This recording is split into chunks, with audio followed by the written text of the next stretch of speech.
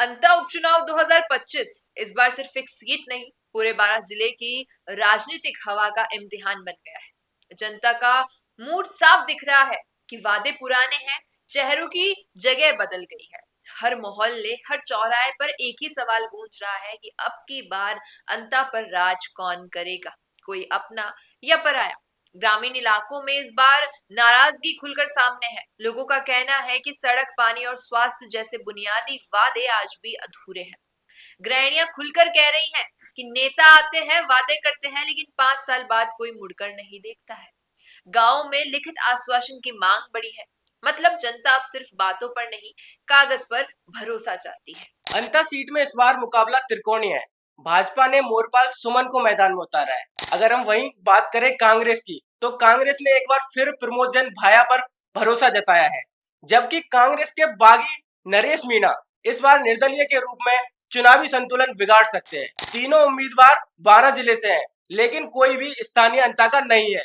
इसी वजह से जनता के बीच बाहरी प्रत्याशियों को लेकर असंतोष बढ़ा हुआ है।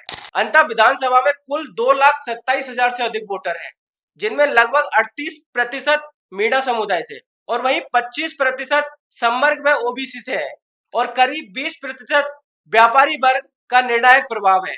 पिछले चुनाव में कांग्रेस ने मामूली अंतर से जीत दर्ज की थी, लेकिन इस बार समीकरण उलझे हुए हैं। नरेश मीणा वोट बैंक में सेंध लगा सकते हैं, जिससे भाजपा के मोरपाल सुमन को अप्रत्यक्ष रूप से लाभ मिल सकता है। वहीं व्यापारी वर्ग अभी भी भाया के साथ जुड़ा हुआ दिखता है। बीजेपी कार्यकर्ताओं में प्रभुलाल सैनी को टिकट न मिलने की नाराजगी अब भी साफ झलक रही है।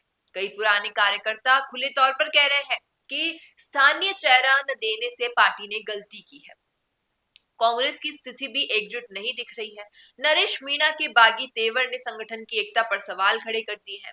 अब तक अशोक गहलोत और सचिन पायलट दोनों ही अंता नहीं पहुंचे हैं। वहीं बीजेपी की ओर से वसुंधरा राजे और मुख्यमंत्री भजनलाल शर्मा ने भी प्रचार में दिलचस्पी नहीं दिखाई है। अभी बात आई है कि वसुंधरा राजे जल्द ही जाएंगी, लेकिन स्थानीय स्तर पर छोटे नेता प्रचार कर रहे हैं। लेकिन जनता के बीच सवाल घूम रहा है, जब चुनाव में जनता सबसे जरूरी है, तो नेता इस वक्त गायब क्यों हैं? अंता की गलियों में अब नारे कम और सवाल ज्यादा सुनाई दे रहे हैं। हर बार वादे वही होते हैं, लेकिन नतीजे क्यों नहीं आते? बच्चे स्कूल जाते हैं, पर रास्ता अब भी टूटा हुआ है।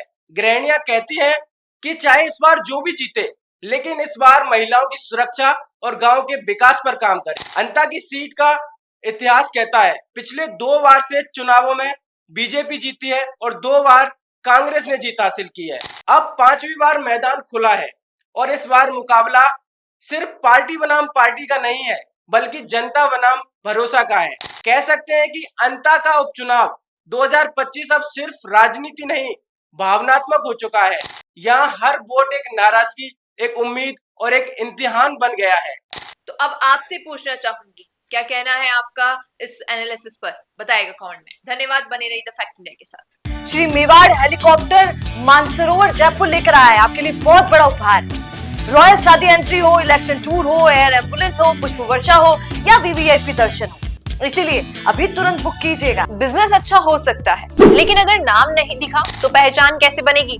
अब टेंशन छोड़िए, द फैक्ट इंडिया आपके बिजनेस को देगा वो पहचान जो पूरे राजस्थान में हर किसी तक पहुंचे। न्यूज चैनल पर विज्ञापन, पॉडकास्ट और प्रमोशन के जरिए आप सीधे 5 लाख सब्सक्राइबर और 10 करोड़ से ज्यादा व्यूज तक अपनी पहुंच बना सकते हैं। तो देर किस बात की, आज ही द फैक्ट इंडिया से जुड़िए और अपने